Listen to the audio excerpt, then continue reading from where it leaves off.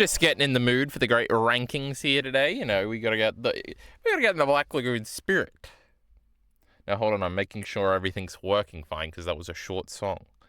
So we just gotta wait and see. You know, well, it looks like everything's working. Our little thingy's bobbing up and forth here. Now we got to do this. Isn't that crazy on God? Yes, we are streaming Elite Aries content today. And that's probably all we're doing, because I might want to record a little bit after this. Though maybe not. We'll see how long we take. Any tweets? Absolutely 0 tweets. That's the way we like it. Any consuming updates? Well, you know, I played a little bit more Crash Twinsanity. I played a little bit more Super Mario. Terrific. I watched another Simpsons episode because it got spun on my wheel. But other than that, there's absolutely nothing. And I don't have anything more to say about Twinsanity or shitty Mario.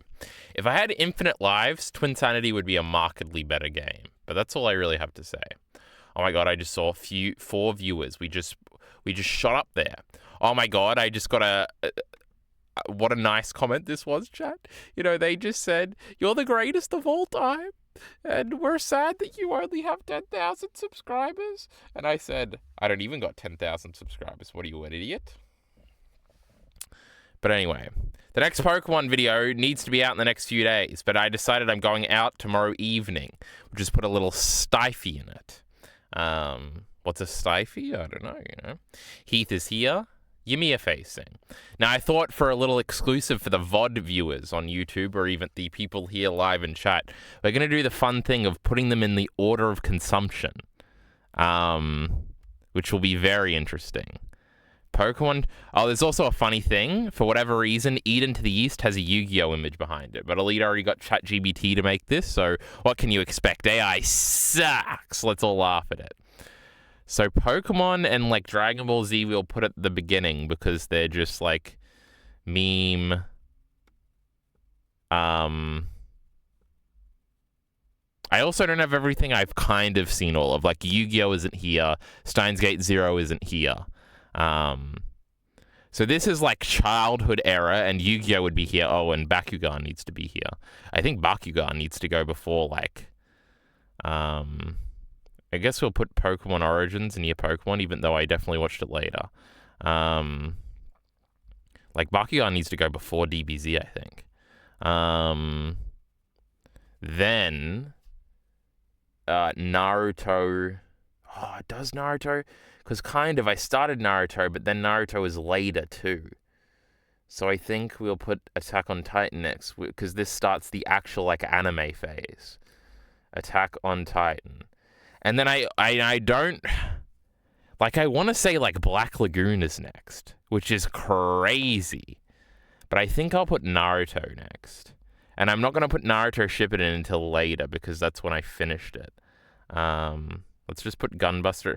Oh, Freezing is, like, really early, too, just because it had boobs in it, and I wanted to watch it.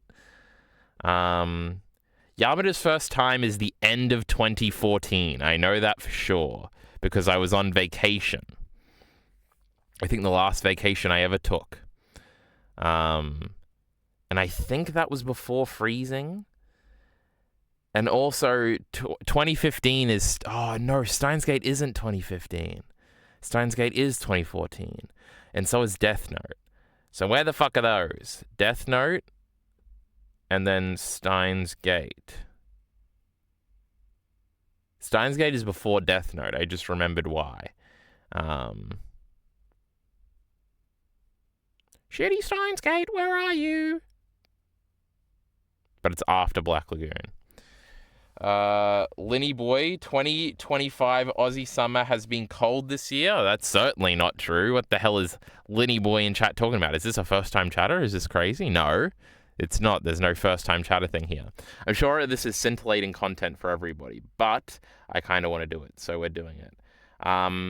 Erased is 2015 sometimes. But, oh, no. When did Erased come out? Because I was watching it as it aired. Erased. Give me a date. Give me a date. No, it must be 2016, I think. No, not a spin-off novel. Live action film.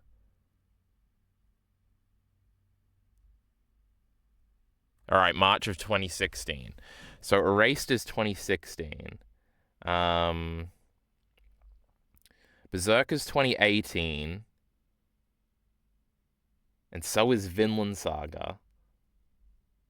Maidens of the Seventh Season and Promised Neverland are both 2019. Oh, Baccano is very early too, but how early was it? I think Baccano is another one that I kind of dropped and then watched later. So I'm going to put it in like this freezing era. Though it could have been before Yamada's first time.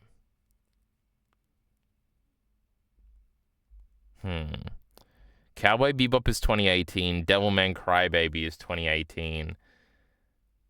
Though I think Devilman Crybaby is before Bebop. Chainsaw Man is obviously way later. Oh, Dragon Ball GT needs to go down up here with this stuff.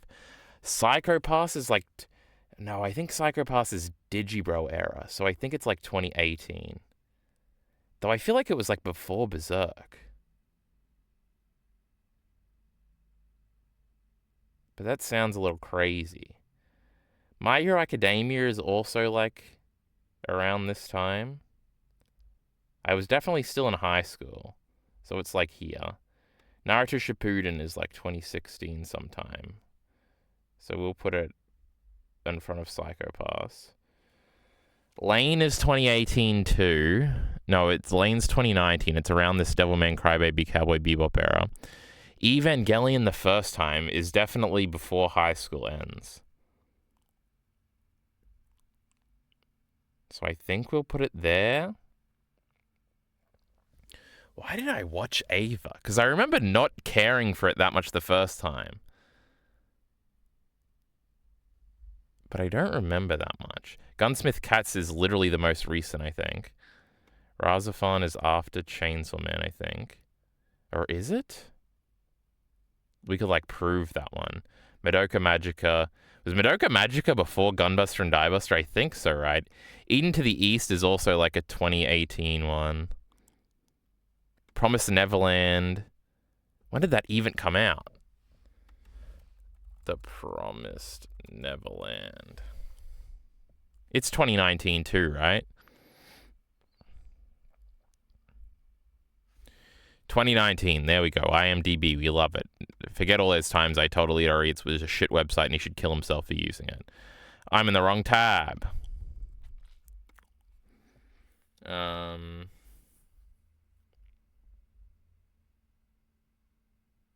Where did I just put Promised Neverland? It's like here after Lane. Hey! Maidens of the Savage Season is also 2019, right?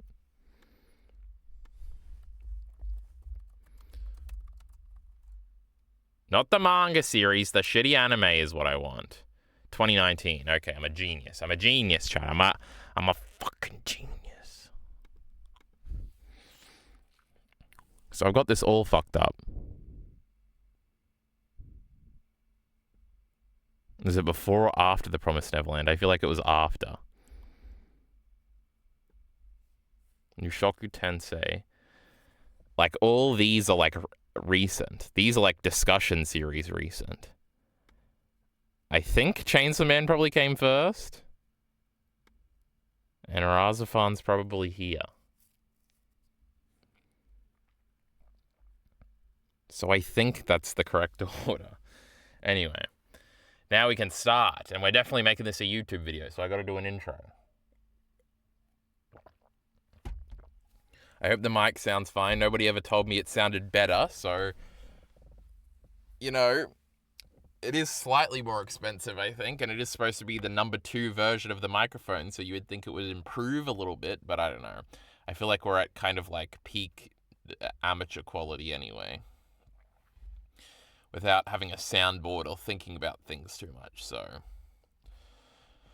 Okay. What, is Elite RE too busy resting his throat? He isn't here. Miller the Killer cared so much about Elite RE, he doesn't care about mine. Can you believe it? Anyway, let's start.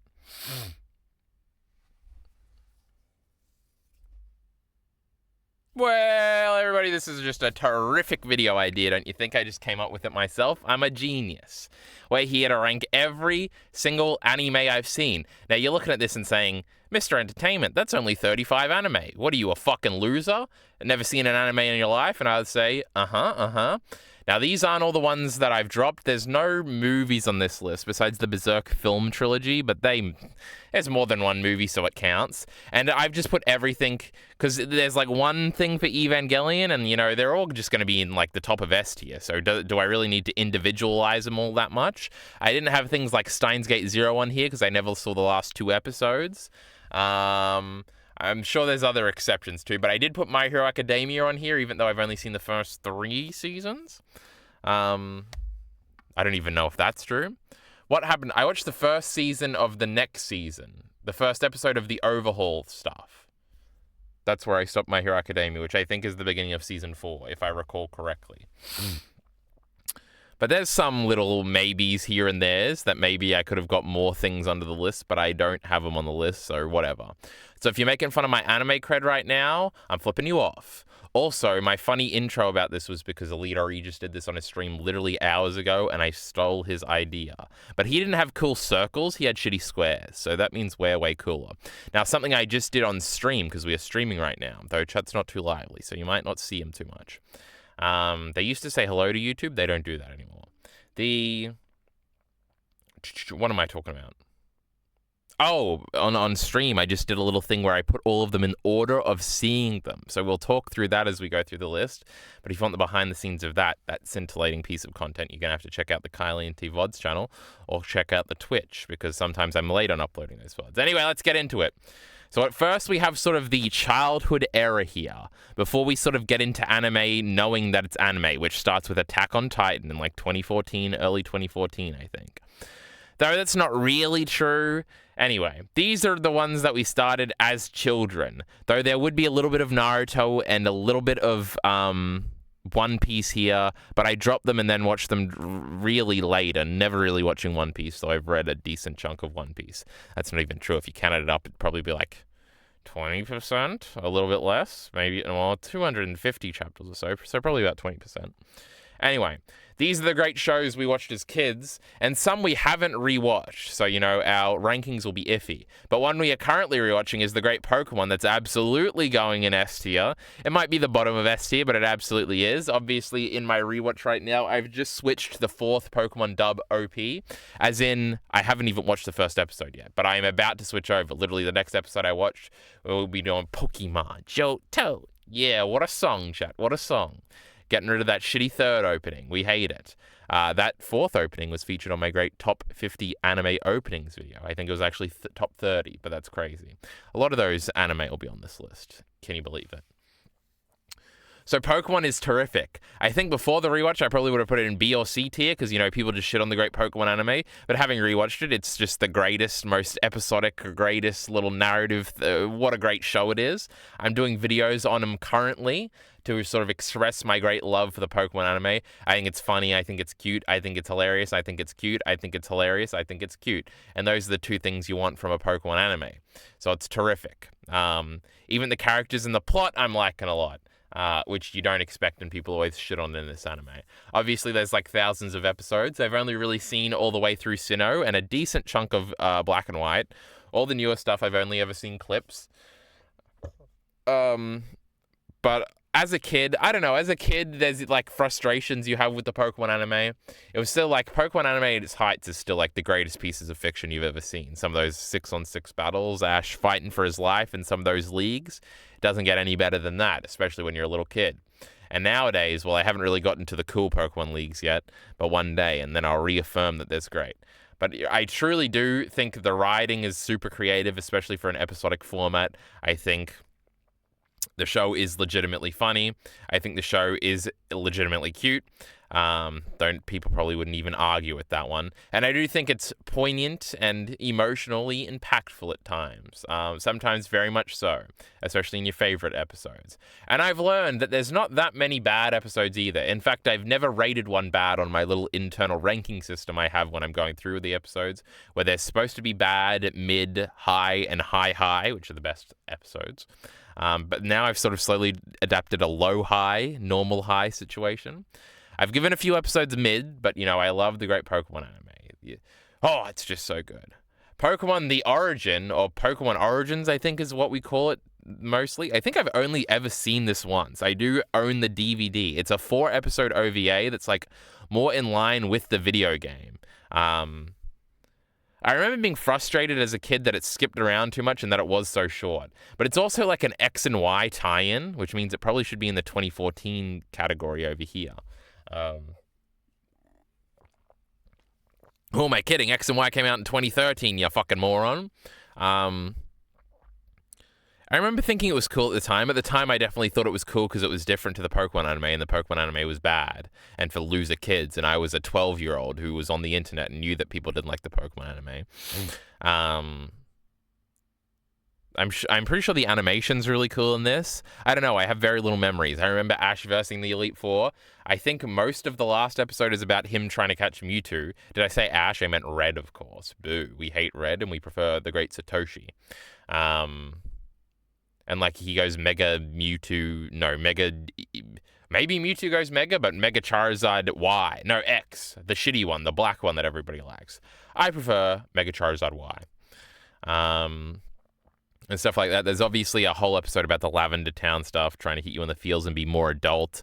The battling, I think a clip from the first episode went viral at the time because it was like, this is what Pokemon battles should look like. And like Charmander or Squirtle is biting Charmander on the neck or something, and it seems much more violent than something you would see most of the time in the original Pokemon show, because the original Pokemon show was more lighthearted and funny and cute. And it was like a brutal Pokemon battle, brother. Oh, this is epic. This is what we wanted. We wanted edgy Pokemon. Sounds retarded, but that's how people actually thought at the time. So I don't know, I'll put it in B tier. I remember vaguely enjoying it while being frustrated that it was like a sort of a clip show of his much longer journey. Bakugan Battle Brawlers. Now, what a concept this was when I was a kid. I have no recollection really of this show too much. I remember Dan, the MC. I remember the girls were cute. I remember Sharon over here was a bit of a Sasuke character. He had black hair. He had the green ones, which I was think Ventus or something might have been his thing's name. Or maybe that's the type. I think Pyro might have been the fire red one. I don't remember. Drago, I think that was the main guy's thingy. The Bakugan would like talk to each other in Bakugan mode. I don't know, I would be vaguely curious at some point to go back and watch this. You know what's not on here? The Great Del Toro Quest. I fucked up my list. This is terrible. Del Toro Quest, which I did rewatch relatively recently, though that relatively recently was 2019, and then I made a video about it. Can you believe it? Del Toro Quest would probably go at the top of B tier too. Though my sensibilities have probably changed since late 2019, so maybe a Great Del Toro Quest rewatch is in order. We'll get a lead Ari on it. Bakugan never had the highs of like a Pokemon, but it was pretty cool. There was they would go to the Doom world or whatever the fuck it was called. It's definitely not the Shadow Realm. I feel like it was like the Doom something. There was some cool lore. And then, like, the Alice girl, I just remembered her name. She was the extra cute one who didn't battle. It turns out she was actually the bad guy the whole time or something. But she was, like, brainwashed. Something. I can't remember. But this plot was crazy, brother. This plot was crazy. So, yeah, I'm vaguely curious. But my memories of it are pretty good, so we're going to put it in B tier. Obviously, Yu-Gi-Oh! Isn't here because I've never fully seen a Yu-Gi-Oh! Like, I'm pretty sure I saw every episode of the original Bakugan on TV at some point. I'm not confident at all that I've seen all of the episodes of any Yu-Gi-Oh! Series. That being said, GX, depending on how you count it, might count, because I'm pretty sure I've seen all the dubbed episodes of that, because I remember it having an ending. Jaden was like a bad guy for a little while, and then a crocodile guy snapped him out of it or something. But there's also famously not all of the anime was dubbed, and it's like incomplete and stuff. So some people would say, no, you haven't seen it all because you haven't seen the sub. I guess maybe later it'll be important to point out whether or not what we watched the subbed and dubbed. But obviously all of these I watched the great dub. I would never watch Pokemon in sub. Are you kidding me? But true. So Yu-Gi-Oh! Isn't here, but Yu-Gi-Oh! Is like, it's higher than Bakugan, definitely. We're going to put in the A tier for Yu-Gi-Oh! But also, if I ever finish Pokemon, Yu-Gi-Oh! Will be next up on the agenda. Or if I ever take a long break or something, I want to rewatch Yu-Gi-Oh! At some point. It sounds epic. We love Yu-Gi-Oh! Then we have It changes your life when you see it as a child. You see the great Dragon Ball Z, and it's absolutely the coolest thing you've ever seen in your life. I don't know if I have the confidence to put any of the Dragon Ball things in S tier. Dragon Ball and Dragon Ball GT, Dragon Ball and Dragon Ball Z, I'll put relatively recently. I feel like I usually say that Dragon Ball is better, but do I believe that? I don't know. So we're probably going to put them on equal footing. For me to have any real opinion on either one of these two, I think a rewatch would definitely be necessary. What is there to say about Dragon Ball? I mean, it really is, like, when you see it when you're, like, 12, it is, like, the best thing you've ever seen in your life when you see it. Now, naturally, frustrations do creep in, where it's, like, some, like, character inconsistencies and stuff that you pick up on, and sort of characters being left to the side that you wish wouldn't, especially when you've seen Dragon Ball. Now, I remember I watched Dragon Ball. I watched it in patches so much. But I remember I got to, like, the Cell stuff, and then I went and I watched most of Dragon Ball, because I would watch Dragon Ball Z. Dragon Ball Z was never on TV for me until Dragon Ball Kai. So I watched most of, all of Dragon Ball Z and Dragon Ball GT by renting the DVDs from a rental shop we had that was very local. And you could get 10 DVDs for $10 or something, or for $11 or something for a week. And I would walk in and we would get 3 wrestling pay-per-views. Booyah. They were always right at the front because you needed them. Then we would get 3 anime things. And it was usually Dragon Ball, like it would be like 3 of them. And sometimes they had the individual sets where there was like 4 episodes on each disc, and sometimes they would have the yellow bricks or the orange bricks, and so it would have like a million. They did split it up into individual discs, so it'd be like 8 episodes a disc. And then you'd get like 3 boring normal live action movies that you wouldn't watch, and like 1 other thing or something. I remember at some point I Dragon Ball. I must have finished with Dragon Ball or something, and I remember I got Naruto, the first one, One Piece, the first one, and Yu Yu Hakusho, the first one, and then watched all those when I was like 13. And Naruto's the only one I really stuck with. I think Yu Yu Hakusho we dropped after the first disc. Not that I didn't like it, but when you're trying to manage which 3 anime DVDs you want, you're going to get 2 Naruto ones and 1 One Piece one. And then by the time we got to Arlong Park, we got rid of One Piece. And then by the time we got to the middle of tuning exams, we got rid of Naruto. And then I would rewatch Naruto later on, like Kiss Anime in 2014. That's why it's in the 2014 section here.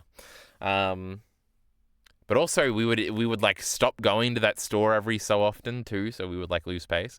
But anyway, so my viewing order for Dragon Ball and Dragon Ball Z is a little off. So they are very similar to me. They do have different vibes. That is frustrating a little bit. Now, obviously, Dragon Ball GT is here, and it has a much different vibe, and it was much more off-putting to me as a kid. I didn't like Dragon Ball GT as a kid. My memories of it have sort of been retconned, I think, to appreciate it a lot more and think it was kind of cool. So I'm going to put it at the bottom of B tier here. Basically, these are all in dire need of a rewatch. I know, Dragon Ball Z, the best saga is the Buu saga. We all know it to be true. Cell is obviously the most boring, because Cell's boring. The androids are pretty cool, though. And obviously Planet Namek, like the beginning parts is like the peak of DBZ when there's like 3 storylines going on and you cut in between the 2. Then it's ruined when the shitty Ginyu Force show up and it's a little boring for a little bit. And then the Frieza fight's there and you're like, oh yeah. Also, the best parts of DBZ are like the slice of life parts, obviously. And obviously, the actual best part of DBZ is the high school stuff with Gohan and Videl. This has always been true for me. I do like romance shows. They're going to show up relatively soon here.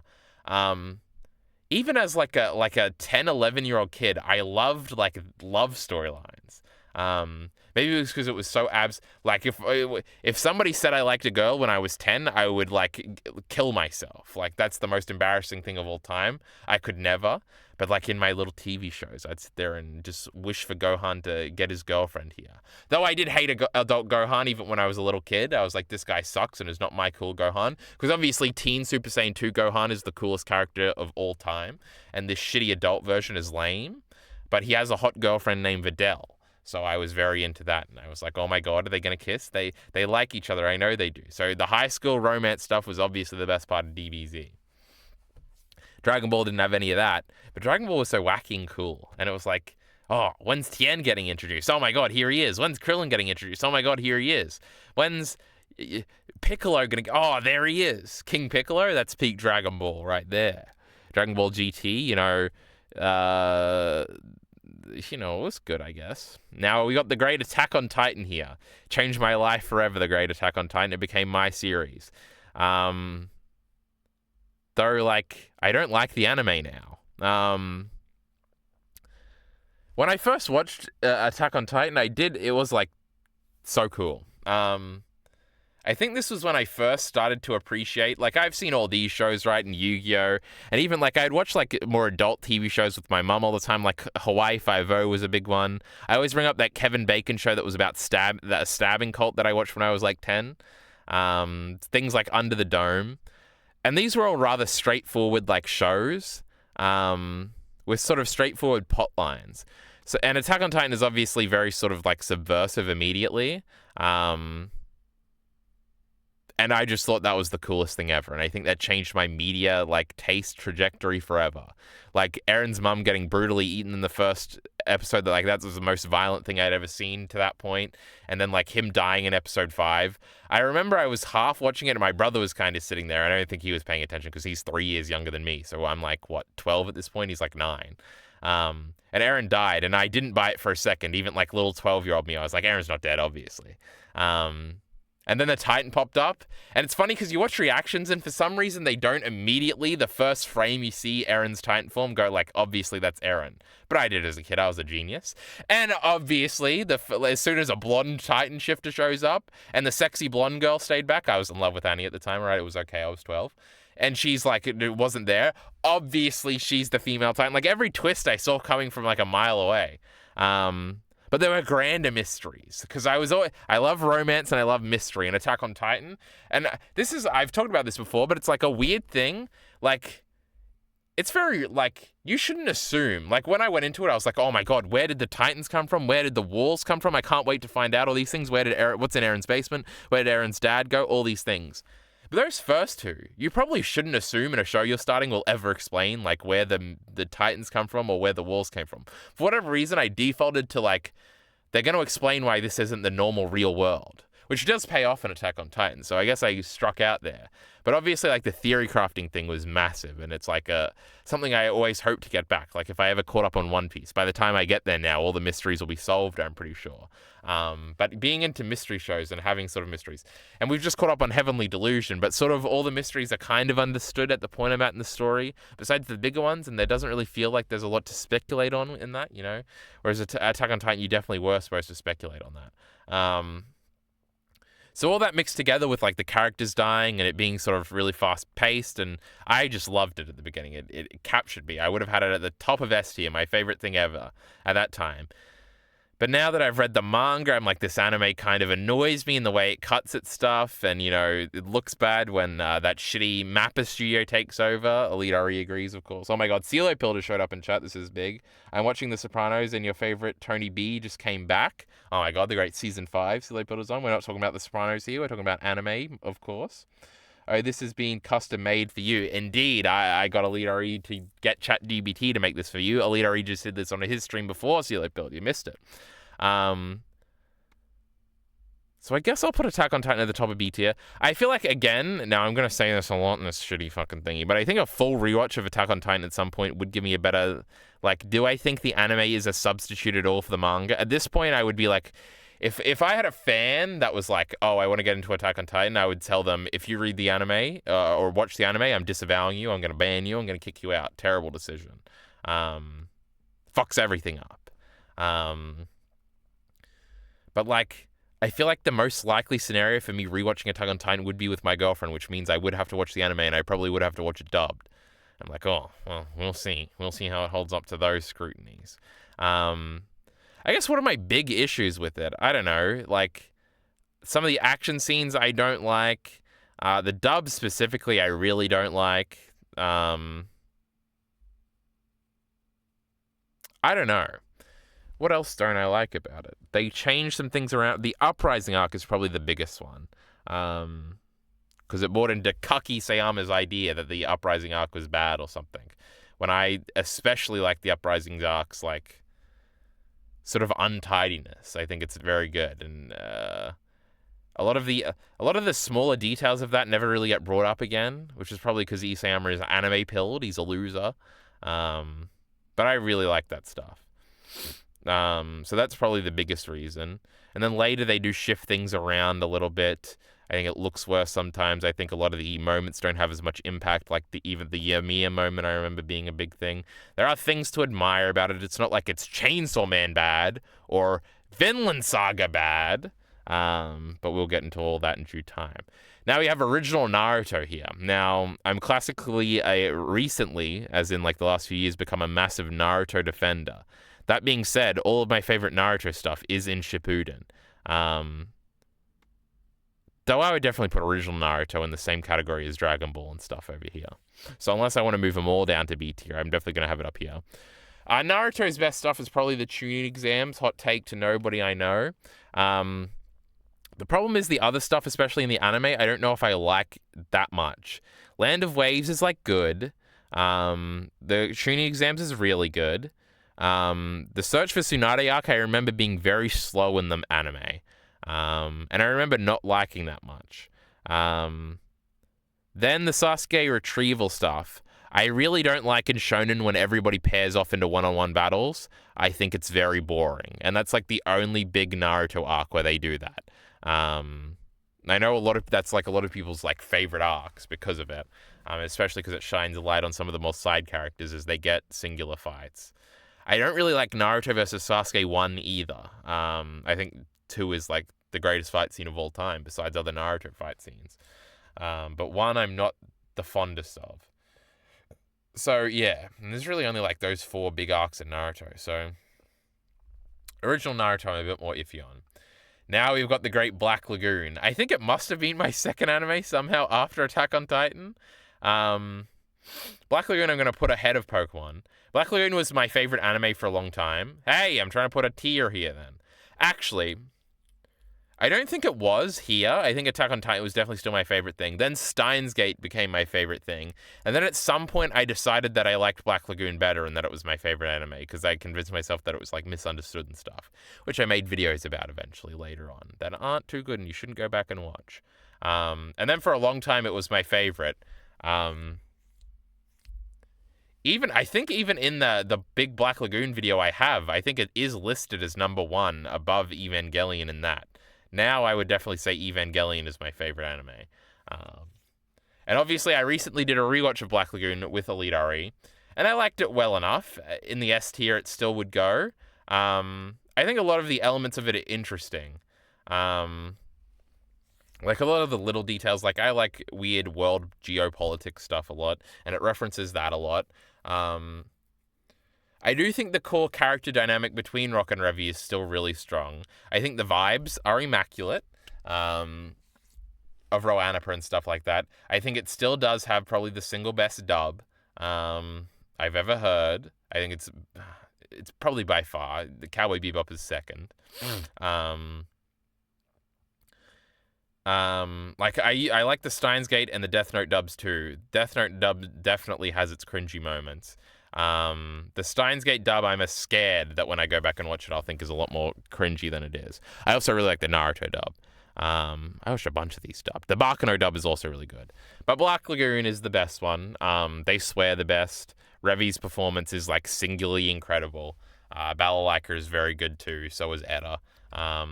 Rock has his moments of being exceptionally good, and sometimes it's really not that good. Dutch is really good.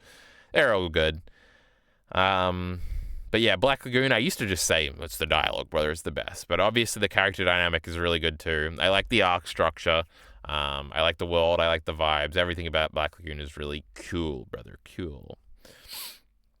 Also have like 10 hours of audio, both scripted and not scripted, if you want to hear fleshed out thoughts about that. But watch the unscripted stuff, because the scripted stuff is all really cringe. And will Chainsaw Man or Berserk 2016 be rated the lowest?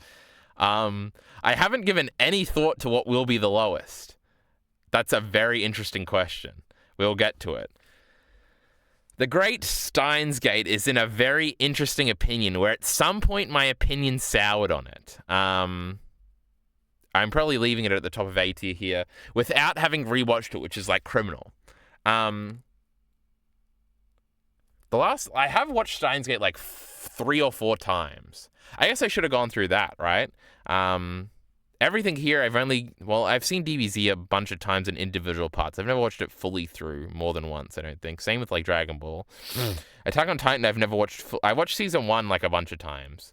But everything else only once, I'm almost sure. And I still haven't seen the last episode because fuck it, who cares about this shitty anime.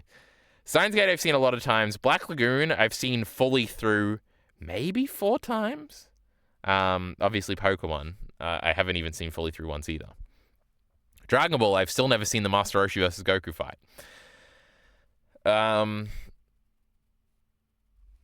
But that latest rewatch, I think it was when I made my brother watch it, and that would have been like before I started the YouTube channel, so it might have been like 2018, 2017. And I still thought it was really good then.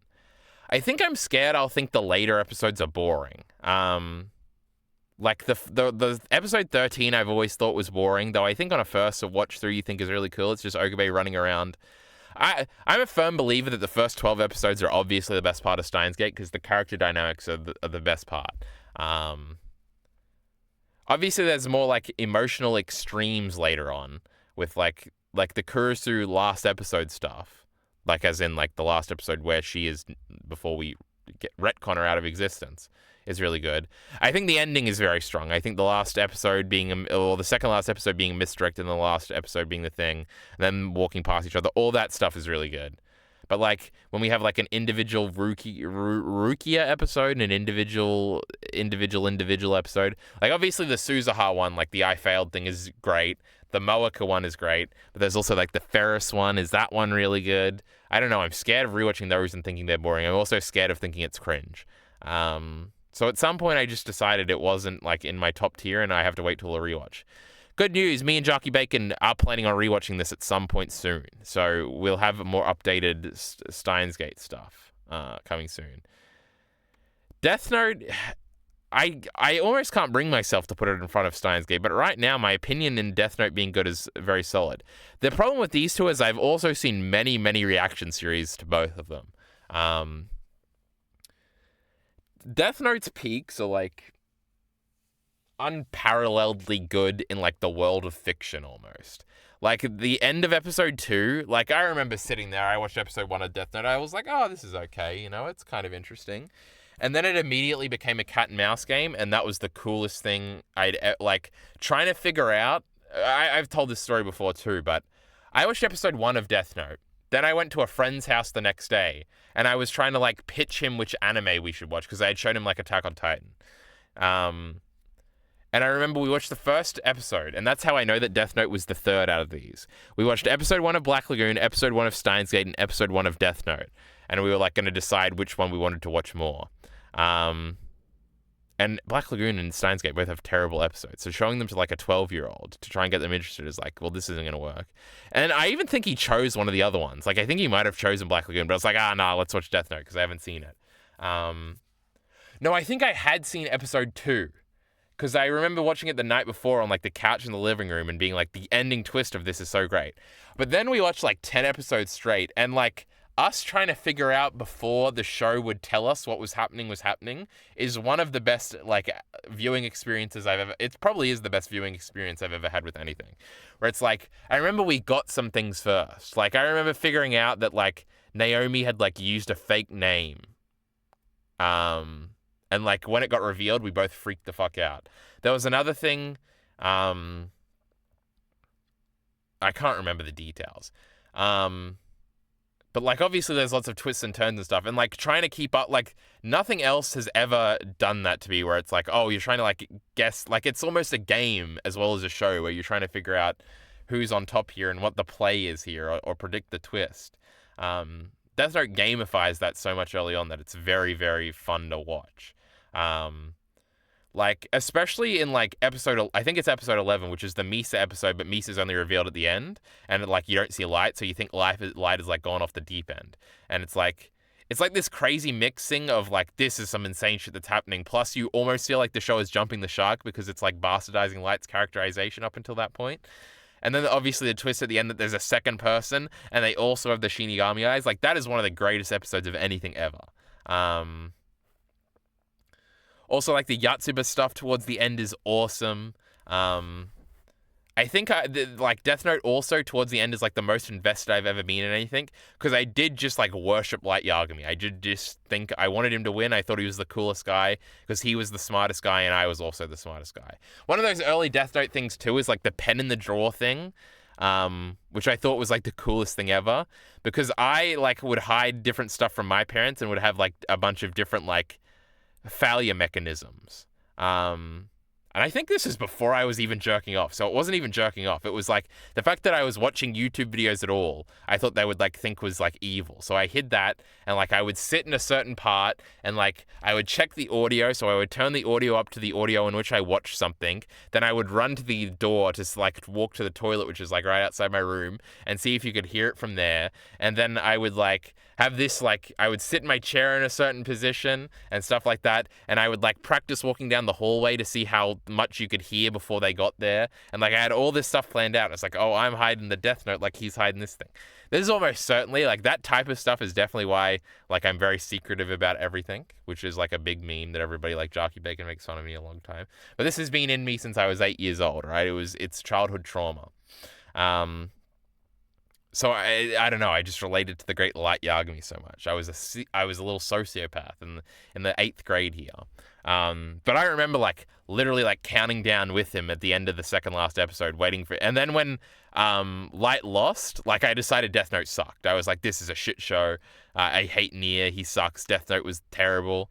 Maybe I was even like, yeah, it was pretty good for the first 25 episodes when the great Light Yagami won. But after that, it was fucking shit. Light was totally too smart. And there was like a YouTube video at the time that sort of mirrored these frustrations that was called like How Light Yagami Should Have Won or something. And I remember watching that video and being like, fucking this guy knows what he's talking about, brother. This is how Death Note should have ended, etc., etc. I don't know. I haven't fully rewatched Death Note in a long time either. It is another one that I've sort of subsisted my rewatch off of by like I've seen so many reaction series to Death Note. Obviously, it's like the most reactable show of all time. But overall, yeah, it's like another wait and see, but like my memories are so strong that it has to be like A tier. CeeLo Pild says, reminds me of me and my mum watching Stranger Things when I was 10 and theorizing with her. So much fun. CeeLo Pild, why don't you kill yourself, you little young piece of shit? Telling me 2016 and you're 10 years old speculating with your mother about Stranger Things? Stranger Things is a modern show, goddammit. It's a show that came out when I was in film and TV class in like grade 11. That's when I first learned about Stranger Things. And that was only like 2 years ago in my head. So fuck you, CeeLo Pild. We're getting old, chat. We're all getting old. Then we've got, I've seen like 4 anime at this point. So we're going to throw in Yamada's First Time. I found Yamada's First Time. Now this is going to like, I almost want to put it at the top of A tier, but I love Yamada's First Time. What a funny show. I rewatched it probably at the end of 2018, I think. I watched it for the first time at the end of 2014. I remember vividly because I was on vacation and I didn't want to watch it because I wasn't sure, because we had like a dial-up internet or something on like a USB stick while we were away because the house we were staying in didn't have internet because it's like 2014. And I was like, I bet they can see the search history or something. And I was like paranoid about that. So I remember like just wanting my vacation to end because I was like halfway through Yamada's First Time so I could go home and watch the rest of Yamada's First Time. Because I didn't want them to see that I was watching like a sex show. Because I would get in trouble. See, me being secretive again is like, it's the tale of my life. Now, obviously my parents were retarded and they definitely wouldn't have been able to check it. Though I was staying with my older cousin who was like a tech cousin. Who did like to be nosy a lot and did like walk in on me when I was like writing up a review for Black Lagoon on the same vacation. And he was trying to be encouraging, but him seeing it made me like want to kill myself and like think I'm a little nerd or something, writing my little reviews on my MacBook when I was like 12 years old. Anyway, classic times. I remember that. I was upstairs and, I was just playing Dragon Ball Budokai, all 3 of them that I would have gotten for Christmas that year. Because I used to buy retro games for Christmas because I was epic. Because this is 2014, I'm buying PS2 games. playing like Budokai 3 up there and like beating it and stuff, pretty epic. Listening to Podtaku and the CM Punk shoot interview that came out in late 2014 all up there. Crazy memories from that. Makes me feel warm and fuzzy inside. Even though Yamada's first time was absent and I was pissed off about it. God damn it, chat. That was and now that I'm thinking of it, that was like on a lake, and that like contradicts my thingy where there was a different thingy. Oh, that's weird. I can't go into detail about that, but I just had a blast of like recollections. Oh, I do remember what the pool looked like, because I'm trying to think of what the pool looked like for that like vacation place, but I just remembered it. That's crazy. Speaking of Yamada's first time, let's talk about the show. It's a funny show. I found it. It was first recommended to me in a Misty Cornexia video, where he used to like thumbnail bait with like boobies and everything. And the pitch for this show was like, this girl wants to have sex with 100 guys before she finishes high school at the end of the year. So she can, because that'll give her enough practice for when she finds a guy that she actually likes, she'll be super good at sex and won't be embarrassed in front of him. A very relatable fear, You're always scared about your first time when you're like 12 years old and stuff. And you're like, man, I just gotta find a girl to fuck and then dump, so then I never have to go through that embarrassment again. That's not how it's going to work out, player. So it was just cute from that angle. And then Yamada is obviously a very outgoing, bombastic girl character, which is like my favorite type of character, so I loved it. And I thought it was funny. And I also thought it was like informative. I'm like, how does sex and relationships work? Let me use Yamada's first time as an outlet for this. And I will say, Yamada's friend in the show, like the responsible older friend with the big boobs, she's not older, they're in the same grade. She was a good influence. Like Yamada would say something wacky and you'd be like, oh, is that how this works? And then the black-haired lady would show up and say, that's not how it works, you're crazy, and sex-pilled Yamada, you naughty girl. Spoiler alert, Yamada doesn't have sex with 100 guys. She doesn't even have sex with one in this whole show. But the first boy she decides that's going to be her cherry boy, she falls in love with. But he's a very plain-looking boy named Kosuda. And hilarity ensues. There's a girl who wants to fuck her brother. It's crazy, chat. But I just remember it being very funny, and like it's obviously like romance things, and then like running away and wacky stuff. And I like high school romance, chat. What can I say? At this time, I was loving Videl and Gohan. I was loving Kosuda and Yamada here. So Yamada's first time, what a delight. I want to rewatch it again soon. It is on my like Excel spreadsheet here of things that I want to rewatch this year. Because Elite RE was like saying, how can anybody like this show? Well, Kyle Entertainment needs to tell me why he likes this show. And so I was like going to rewatch it to prove him wrong, and I'll make a great video essay about why Yamada's first time is the best anime of all time. Because it is. It's from like 2007. That's like when anime was at its peak. It's great. Anyway. Oh, I'm sorry. Haha. Celiopild's laughing at us. Can you believe it? Next up, we have Baccano. What a great show Baccano is. It definitely goes in like I guess I'm more confident in Baccano being good when I go back and rewatch it, so should I put it above Steins Gate and Death Note? Baccano is like this crazy, out-of-order, non-linear, multi-stories that doesn't look like they're going to cross over, but cross over in a weird way type of vibe. It's set in the 1920s when Prohibition is a thing. Actually, it might be the early 1930s now that I think about it. When is Prohibition repealed? I don't remember. Though it's also set in, there's also a flashback to like the 1600s on a pirate ship and stuff. I definitely didn't understand it the first time I watched it. I think I've seen it twice. It has a lot of really wacky characters. It has a lot of really wacky situations. When I think about Baccano, I remember the train storyline the most. And like, man, this is like the coolest storyline of all time. And the vibes of the train and the dark stuff that's happening and the little kid and the crazy guy and the rail tracer and like the moodiness of like the ED. It was definitely very Black Lagoon-esque in a sense. So I really, really liked it. And obviously the dub is really good and not cringe at all. Which helps anime a lot. I don't know what else to say about Baccano. I remember getting to the end, because the show is almost inherently meta. Like the first scene is our characters speculating about like who should be the main character of the story. It's sort of a commentary on how non-linear the story is. And I remember there is a conclusion to that at the end of the specials. And I don't remember what the conclusion is. But I remember the conclusion being especially meta, and I think it was like the first time I had seen something and appreciated something that was very meta. I feel like the first meta thing I ever saw was Deadpool versus the Marvel Universe, or kills the Marvel Universe, or whatever. And I sort of got that spoiled in a YouTube video sometime. This would have been around 2014, where it like, oh, and the guy's like, and it ends with with Deadpool popping out and killing his authors at the end. And I just thought that was like the coolest idea of all time. And this, along with Bakuno's ending and sort of Bakuno's setup, is probably what first introduced me to liking meta stuff, which is obviously something I like very much. Like something like Fire Punch is almost entirely predicated on its meta. Chainsaw Man 2 to a lesser extent. And these are like some of my favorite things ever. Even the Great Boardwalk Empire is a great meta moment. I'm just thinking of all my favorite things and how they're meta. Evangelion has slight meta moments here and there. We love meta here. Ooh, but yes, we love the Great Bakuno. Then Freezing. Freezing is like an ecchi, like Ava clone or something. I don't remember the details. I guess we'll put it in C tier. I literally just did watch it because I wanted to see a vagina. And I thought like, oh, an ecchi anime thinks it means you'll see a vagina.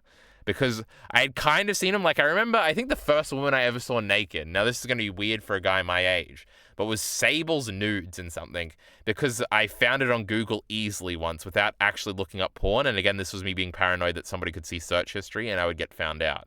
So I'm like 12. And I remember, and I didn't entirely understand what a vagina looked like, because there's like a bush in that photo and you're trying to sing and it just looks like a slit and you're like, what is this? And so I was like, I know the answer. Without looking at porn, I can look at anime, because if I get caught on anime, it'll look a little worse than porn. So I was looking at ecchi shows, and I was like, for Freezing's I've seen boobs and things, like boobs aren't interesting. I've seen butts and things, butts aren't interesting. But vaginas, we gotta see them. Now, Freezing, of course, is an ecchi show and also an anime, and it's not a hentai, and even if it was, I don't even know if hentais show vaginas uncensored very much. So I was being an idiot, so I tricked myself into watching this whole show, but I remember enjoying the show enough. It was a weird Ava clone. Every fight resulted in the girls like humiliating the other girl by like stripping them naked and like cutting their boob holders off. What do you call those? Bras, and like their clothes off, and you did get to see every cool girl naked. So I guess I liked that. Now, this wasn't for jerking off. I never jerked off to any of these anime. It was just for science and stuff, I had to figure things out. But actually, not for the meme. Because why would you jerk off to anime when you can jerk off to porn? But why would I be thinking of this if I wasn't jerking off to porn? I think I was just jerking off to, like, maybe pictures and stuff? I don't remember at the time. But I was definitely jerking off by this point. So anyway. But Freezing would be an interesting one to revisit just to see how it looks. Like, this had to be a cheap-looking show, but I don't remember it looking very cheap or stuff like that. And also, nobody's ever seen this show, so it's kind of funny that I've seen it. After this is sort of the era where I started a million shows but didn't finish any of them.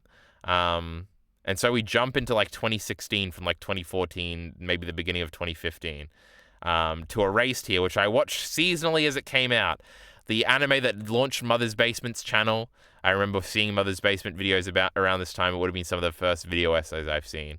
I remember having the generic opinion that like, oh, Erased kind of fell off by the end. Like the ending was kind of lame.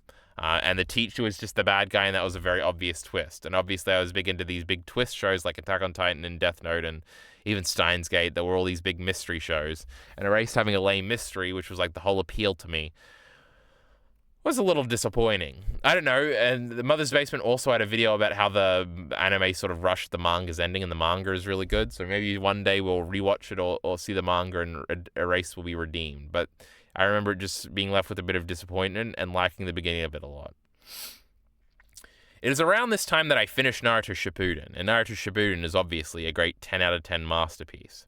Naruto Shippuden, my classic story with Naruto is I had rented the DVDs for a little bit at the DVD shop and gotten mostly through the Chunin exams.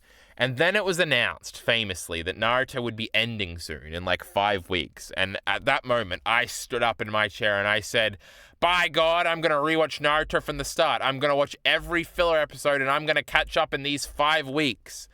And my god, chat, did I actually get close. Now, I remember skipping some Naruto filler episodes towards the end, like the Gaara ones, even though those are like the ones people like just because it was the end, and I was like, can I please just get to Shippuden? It's been like 3 days of constant filler. I remember a great filler episode. Ino and Naruto had to not laugh at a funeral or something. It was genius. I got all the way up to the beginning of the war. Now, this seems impossible, but this is what my memories tell me is true. Now, I was definitely skipping a lot of the filler in Naruto Shippuden eventually. Though I did watch a lot of the early ones. Like, I remember watching the one where Naruto kisses that girl accidentally. And wonders about his first kiss, but then recalls that he'd kissed Sasuke before that accidentally one time in a great gag. And then I dropped Naruto. Like, once I didn't catch up, and the beginning of the war is kind of boring. So I, like, dropped it for, like, 2 years. And then in 2016, I, like, went back and I think I only watched from, like, the war part. And I watched the rest of it. But I'd also been spoiled on Naruto sort of completely by that point, I thought. And it really was that later section of watching Naruto Shippuden where I was like, there were so many moments past the beginning of the war that I hadn't been spoiled on somehow that I thought were like legitimately 10 out of 10 moments. Now, I've sort of become a proto-Kyle Entertainment by this time. This is like 2016. I have like opinions on things that are a little bit more thought out.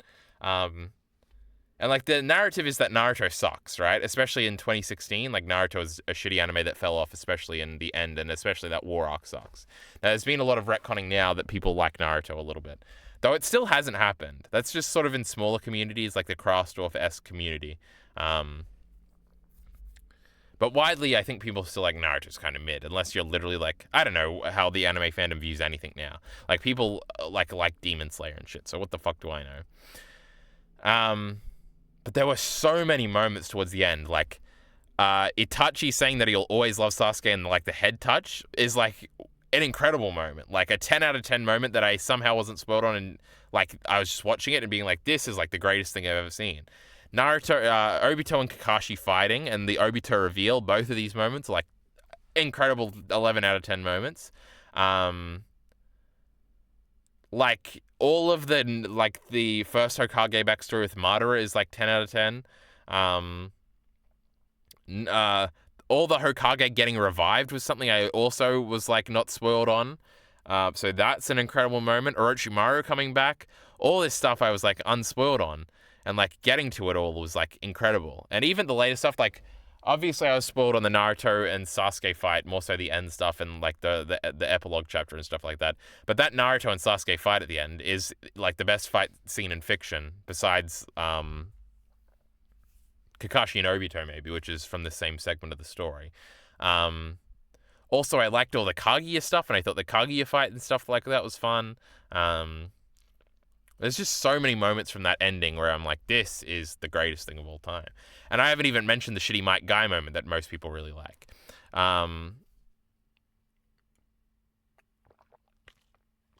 Taking a drink, goddammit, Elite already fill some time. So I remember really liking that, but I still remember being of the opinion that, like, oh, Naruto, like, fell off and stuff like that, like, the generic internet talking points. And then I watched some YouTube videos, and it sort of changed my mind that Naruto might actually be genius. And then I actually did a mini rewatch of sorts, where I rewatched the Pain stuff, and I was like, okay, this is, like, a 10 out of 10, absolutely.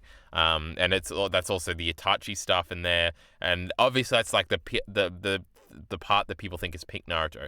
But then I got a bit into the Kage Summit stuff, which is stuff that people really don't like.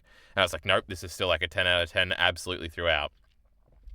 But then I sort of fell off my rewatch, and now I'm trying to convince Elite RE to do a full rewatch of everything. So Naruto Shippuden, to me right now, is a 10 out of 10. Like, I know I really like that first arc, and I think the build up to finding Sasuke for the first time is really good. And then there's, like, the Asuna stuff that's, like, really good. So it's like there's no, like, bad parts of Naruto Shippuden. So I'm like, oh, this is a 10 out of 10. Though it is tentative, and I haven't properly rewatched or anything. Psycho Pass is an anime I watched and I really didn't like. I have no idea how I would feel now. I feel like I was being mean to it. This is when I'm in my Digibro era now. So this is like 2018, I think. And Psycho Pass was one of Trixie, as we call them now, his favorite anime. And so I watched it because, of course I did. I started K-On! Around that time. I actually did like K-On!, but Psycho Pass was just annoying to me. It was like the plot didn't make too much sense. I thought the characters were all really, really boring and generic. Obviously, a lot of the concepts are cool, but they're sci-fi concepts, and only in the year of 2025 have I started to like sci-fi stuff, or late 2024. So then none of that stuff impressed me.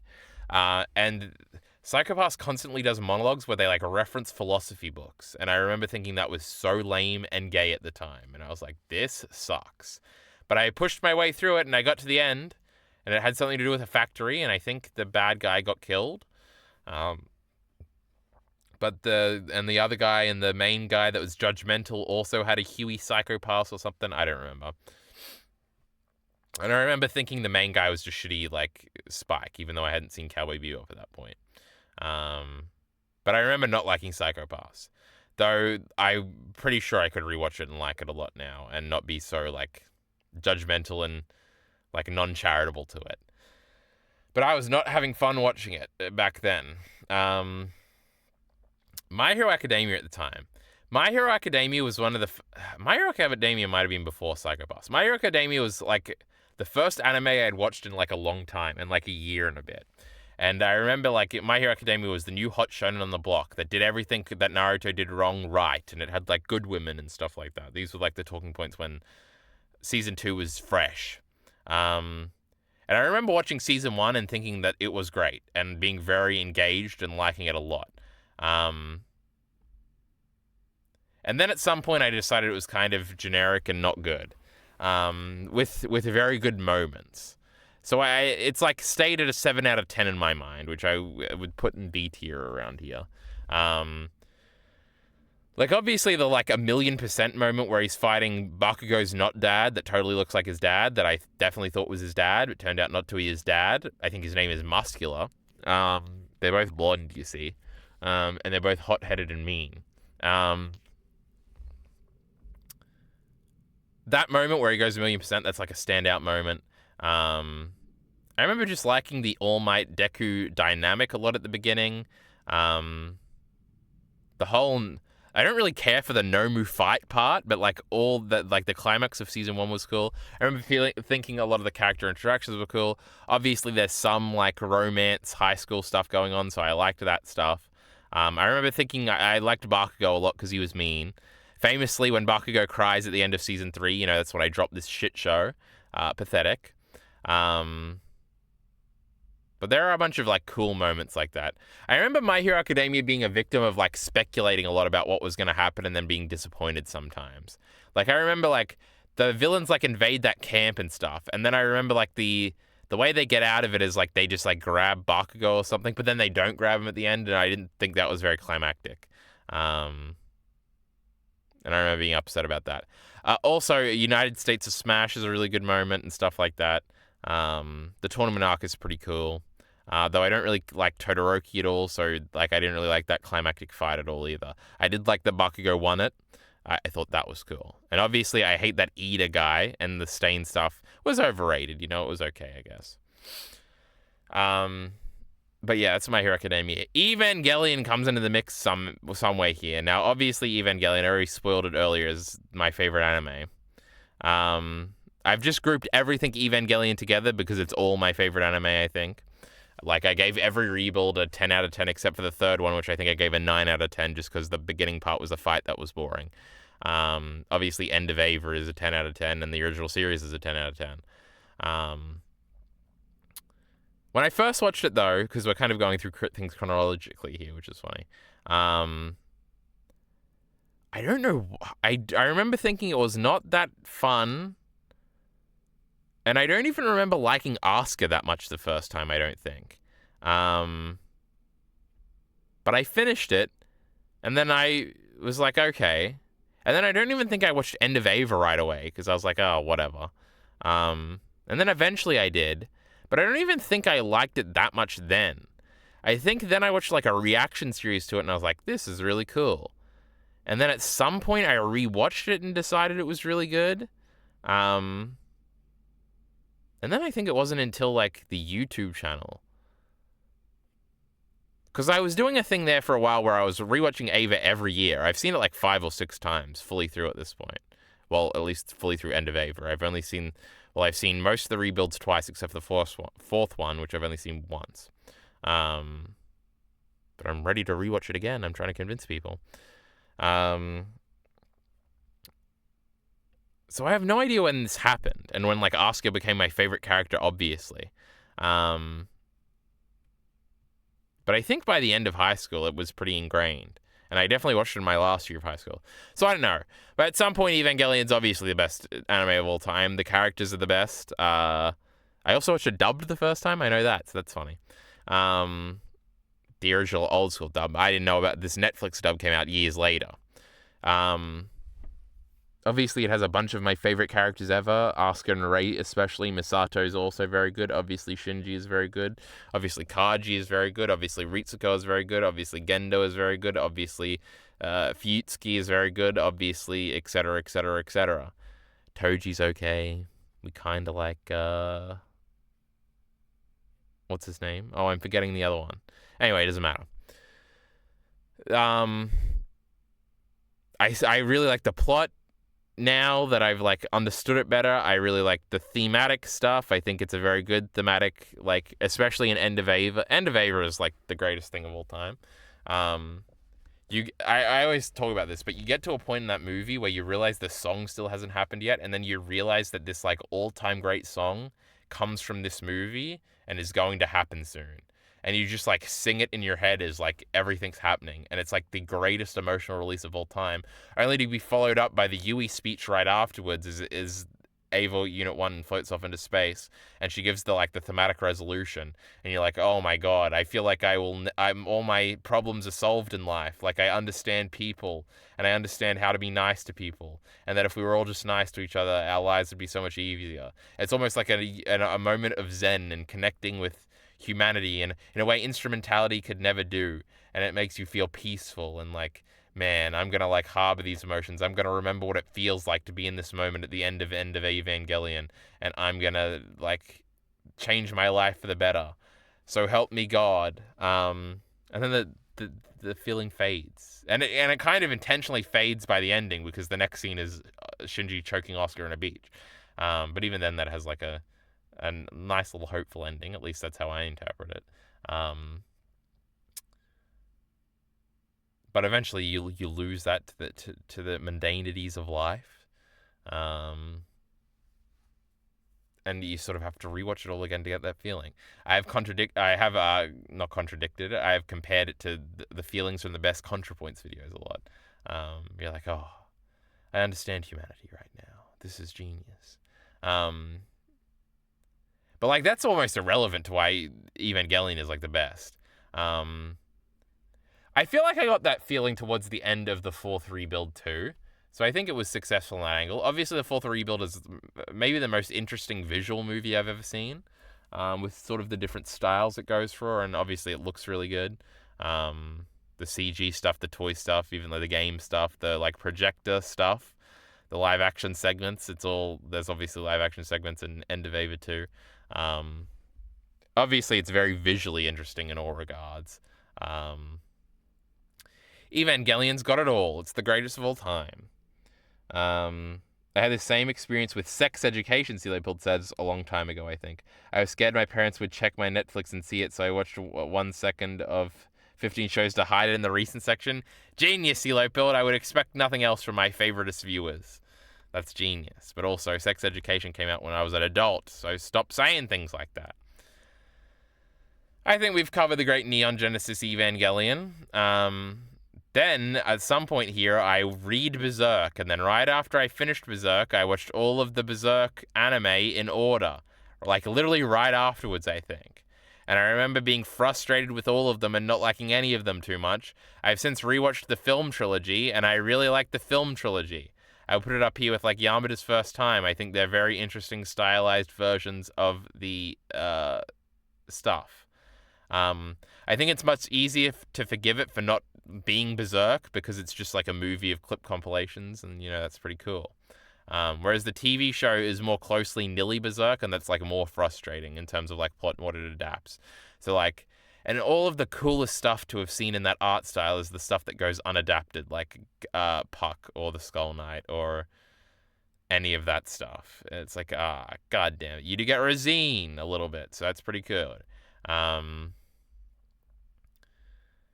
The 97 Berserk anime looks really good. A lot of people say it sounds really good, and I would agree, but I like the soundtrack from the movies even better.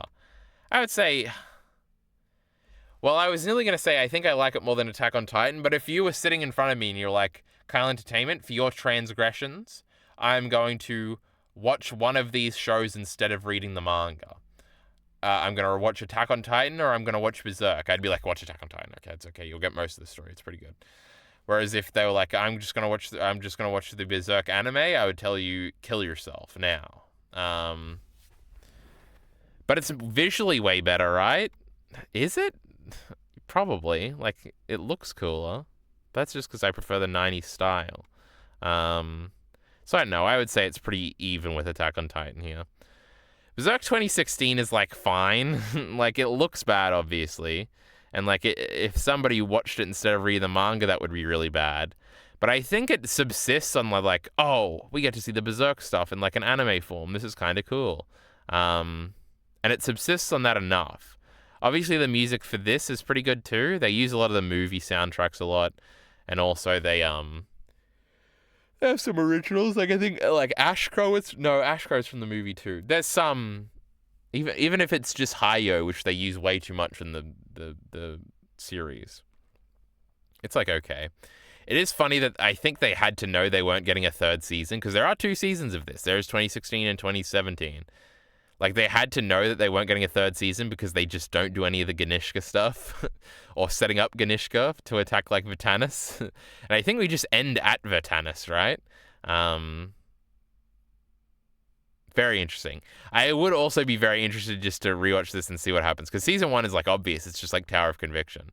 Then after that, it's like the troll stuff. And then it's Griffith. Griffith might even break into the city. But you like never see who the city is controlled by, I think. It's crazy. Now here I have Eden of the East, which has a Yu-Gi-Oh image. Because ChatGPT must have fucked up when Alita who made this. Eden to the East, I'll put at the end of B tier. I remember Eden to the East is one that I started very early, like in 2014. It was one of the ones I watched a few episodes of and then dropped. I think it might have been another Mixty Chronexia video or something where I heard the pitch and thought it was really cool. The pitch for Eden of the East is a guy with no memory gets a phone and like $12 million or something. And like the phone will do anything for him. So if he's like, shoot that guy a million miles away, the phone will like do it. And if he's like, I need a delivery in 2 seconds of my pizza, like somehow the phone will do it. And he meets a girl outside of the White House when she's trying to throw like a penny into a pond or something in the White House grounds and she gets in trouble and something. And I think it's supposed to be a romance between those two because he's like naked and stuff at the beginning. And they're like, I saw you naked. And she's like freaking out. She's a very moe girl. I don't know. It's cute. And basically, eventually, way later down the line, like, I actually watched the rest of the show. And I remember being vaguely disappointed with it. And I think that's the reading most people have on it, where it's like, oh, it's a good premise, but it's, like, only 12 episodes long, and the mystery at the end isn't that cool, and whatever. And I remember vaguely agreeing. But I would be curious to go back and rewatch it. I don't even know if it's based off a manga or something. But I would like to revisit it at some point. But I have seen Eden to the East. I remember the first few episodes being pretty cool. So there it is at the bottom of B tier. It's probably worse than Freezing, right? Freezing didn't do anything wrong. Vinland Saga. I don't know. I guess it's at like the top of C tier here. It's obviously no Berserk 2016. It's kind of more annoying because people think it's good, whereas everybody thinks Berserk 2016 is bad. I feel like I maintain everything I disliked about... Oh my god, we're taking too long and we're getting a battery warning. It's just the first battery warning, right? Okay, it is. I really hate the filler. I really hate telling it out of order. I really hate the action stuff. I don't think the show looks particularly good all the time. I think it looks janky and where the CG and the actual stuff doesn't meld really good. Obviously, like the Thorkel fights are okay. They're pretty cool. Towards the end, it gets all right. That second to last episode where Leaf meets Thorfinn in the jail cell is like terrible. Like that's like show ruiningly bad to me. But it is just because I've seen the manga and it's like a change. I'm sure it doesn't matter that much to anime onlys. And obviously, all of my frustration with the show comes from it being different to the manga, and that annoying me. Season 2, we reviewed it with Mia and Bacon and Ari, and I remember thinking it was like always good and like a 7 out of 10. Obviously, there's always moments where I'm like, well, this didn't hit like the manga. Like the Thorgil thing, obviously, is like one of my favorite moments in fiction in the manga. In the anime, I thought it was fine. Like the Thorfinn crying stuff, I remember making fun of that and not liking that in the crazy flashback. I remember thinking the pacing and stuff was okay for the farm arc. So I liked season 2, so I didn't dislike it too much. But some of those season 1 things really did annoy me. But again, I would probably like to rewatch it and see what I think. I don't know. With season 2 being pretty good, it's probably like up here. It's like Dragon Ball GT levels. Devilman Crybaby is interesting. Obviously, it's visually really cool. I think the ending does suck a little bit. I think the Miki stuff is handled really well. I think it had a lot of impact. I think it's probably more traumatizing in the anime. But you care for Miki a lot more in the manga, I think. That's not... I feel like most people would say you care for Miki way more in the anime because she's like a nice girl, whereas she's like a mean girl in the manga. The ending is pretty bad in Crybaby, though. It's pretty fast, and they sort of divvy up when to tell things. Like the very beginning chapter of Devilman is like the flashback to prehistoric times. That's like shoehorned into the beginning of episode 10. And I don't know. There is something off about Crybaby. There's weird little moments. It's a little episodic at parts, but that's like fine. It's very bold in all of its choices. I don't think it comes together fully, though. But also, this is another one I haven't seen in a long time, so I would like to rewatch it. There's a lot of sex in Devilman Crybaby, and I think those were all cool, especially the very graphic gay sex scene. Anime maybe onlys. Animes only, maybe. Cowboy Bebop is another one that I didn't really care for at all the first time through, and then watched it the second time, and just like literally like 2 weeks later, I think it was through full-length reactions, and I was like, this is the greatest anime of all time. I jokingly put at the end of at the beginning of that Pokemon video that still hasn't come out that I like Pokemon better than Cowboy Bebop. So I might do that. Cowboy Bebop obviously has more of a mix of range of episodes of like good to boring. Though I don't know if there's any boring ones now that if I would rewatch them. Like I always joke that the clown one is boring to me because it's just one big action scene, but it's like cool. Obviously Cowboy Bebop has like historic highs where it's like the end of episode 6, all of episode 5, all of episodes 12 and 13, all of episodes 24, 25, and 26. There's other really good ones in there that I'm forgetting. So many of them are so great. Call Me. Obviously, the soundtrack is like the best in anime. Call Me, Words We Could Have Said, Rain, Blue, Real Folk Blues, Cats on Mars, Elm. Do we have to name them all? Obviously, the Elm episode is another one that's up there. That's really, really, really, really, really, really good. Cowboy Bebop is great. I talked about it quite a lot recently. Serial Experiments Lane is another S tier one. I did rewatch this one like a year or two ago. Lane is another one like Ava where it's like it's very dense and a lot, and you forget a lot of it. And then when you re-experience it, you're like, oh, this is how all that fits together. And then you see something even like new for the first time. You're like, oh, this reinforces all the things I thought about it. I remember like right after finishing Lane being like, I figured out Lane and what each one of the symbols means, and like this is. Because also these shows do have like a very general like thematic beats where it's like be good to people or connect with the world or something, and don't be afraid. It's like the general theme for both of them, and even for like Cowboy Bebop or something. or even for Naruto, really, and somewhat for Black Lagoon. It's a pretty universal theme in most of these things. But there's like more to it, to the individual symbols and like what individual characters represent, and like why this visual thing, and why Lane sort of has more like sporadic characters will react to things in wacky ways, and you're like, why did they react like that? And then you think it through and you can kind of figure it out. Obviously, the visual language of Serial Experiments Lane is really cool. The vibes are immaculate. If you like that type of like pseudo real, like the world feels fake, like what's going on, trippy sort of nonsense, with like contradicting scenes and character motivations and stuff like that. It's really, really, really, really cool. And I do think it is like Ava, where you get really into the plot towards the back end of the series before you forget the whole plot, which is really cool. Like I'm just remembering like the sexy housewife or whatever that was like into The Wired or whatever, and her getting a delivery and this young dude like delivering it and stuff like that. Like that's a weird middle, like that has to be like episode 8 opening scene or something, but it stuck with me or whatever. The Promised Neverland, I've only seen season 1 and I haven't even read the manga, but it was pretty good. It was another mystery show where I was like, oh, this is a cool mystery. It's probably not as cool as Devilman Crybaby.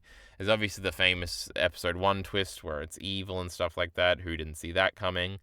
The twists and turns are pretty good. They're not as high as like Attack on Titan or like something like Heavenly Delusion even more recently, though I've only read the manga for that.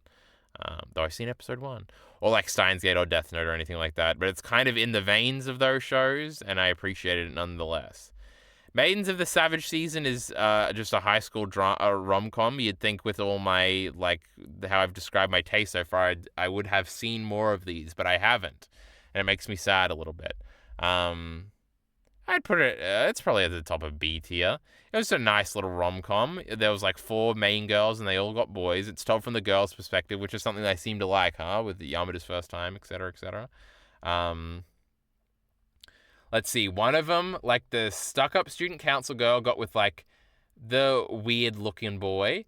And then the main girl got with the boring main-looking boy. And the nerdy little lolly girl got with her teacher. That was pretty epic. And then there was one other girl who I can't remember at all.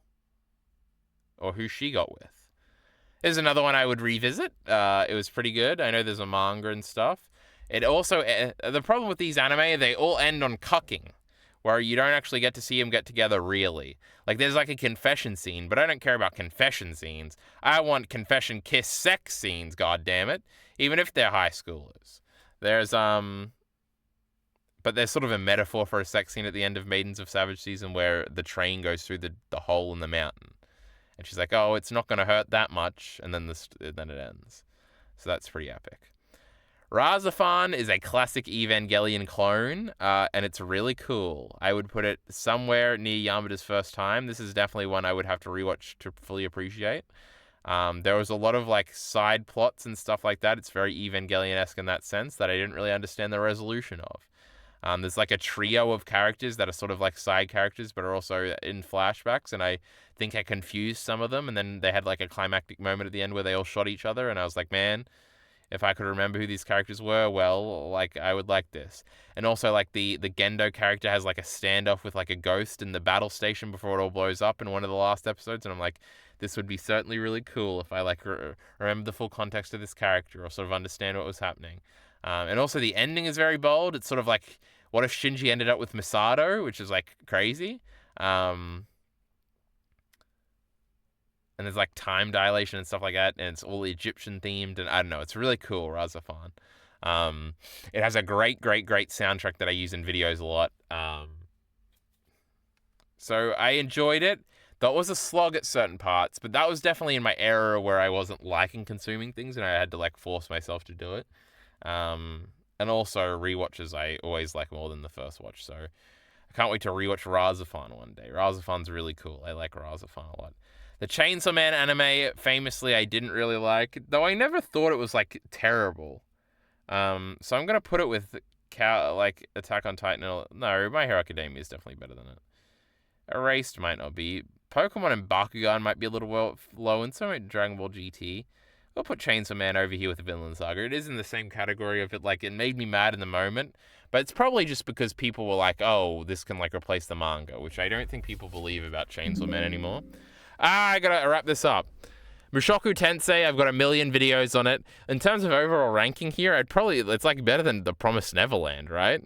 I probably care about it more than Devilman Crybaby, so I'd probably put it in like A tier, even though it's the most generic piece of shit ever. Madoka Magica, what a great show. We like the great Madoka Magica. It's definitely an A tier here. I might put it ahead of Razafan even. We like Madoka Magica here. The movie's really good. I don't know, these ones have sentimental value to me that I think I would put ahead of Madoka Magica right now. But after like rewatches all of these, and maybe even one of Madoka Magica one day, these might be reordered. Gunbuster I like a lot. Definitely, probably... Gunbuster's probably better than Mushoku Tensei, right? I think the Gunbuster, the Super Inazuma kick is like a great moment. I think the last episode is a great moment, probably better than any moment in Mushoku Tensei. What's the best moment in Mushoku Tensei? When Paul's told he should have had 3 kids? Or when Rudy is told that? Diebuster is obviously the fun one, where it is easily in the top 3 here. It's probably not better than Naruto Shippuden, actually. But it is, like... Is it? Naruto Shippuden probably has more dips. Diebuster is tied for 3rd with Naruto Shippuden, I think. It's just, like, the greatest. I did a whole, like, scripted video and unscripted video ranting about how Diebuster is the greatest of all time. Gunsmith Cats was pretty good. It was pretty short. I really liked the vibes. The vibes were immaculate. But it's very short, and obviously there's not too much to get invested in, so it's around My Hero Academia here, I'd probably say. We should probably move this and this up here. The Berserk 2019, this is pretty good. And Attack on Titan is pretty good, so I guess I just fucked around with that. Anyway, my laptop's gone flat at an alarming rate, so that means we've got to end it here. I put everything in order, basically, as I went through, so I don't got to go back and reorder it. I guess Psycho Pass is in D tier because I really just didn't like enjoying it, or like watching it at all. But it's in tune for a recontextualization in my psyche, I think. And after that, it's Berserk and Freezing, which I think Sealepod speculated that Vinland Saga and Chainsaw Man would be at the bottom, and they're kind of like over here. Into the East, what did you deserve to be down here? I guess I had I don't know, it was kind of lame at the end, I think. Anyway, top 5 anime of all time includes Pokemon. That's pretty based if you ask me. Elite Orebro is going to run out of battery. Super Inazuma kick. Its vibes being immaculate. A Ludwig reference. I think it is, but we're saying it anyway. People say it, you know. But anyway, if you're watching on YouTube, you got to get out of here. Support links in the description below. Thanks. Oh my god, chat. We're going to go flat. We went flat at the end of the last stream too. We got a kiss before we go flat. Elite Ori showed up at the end. What a loser. He's better go back and rewatch the VOD. We talked about him constantly. Not really.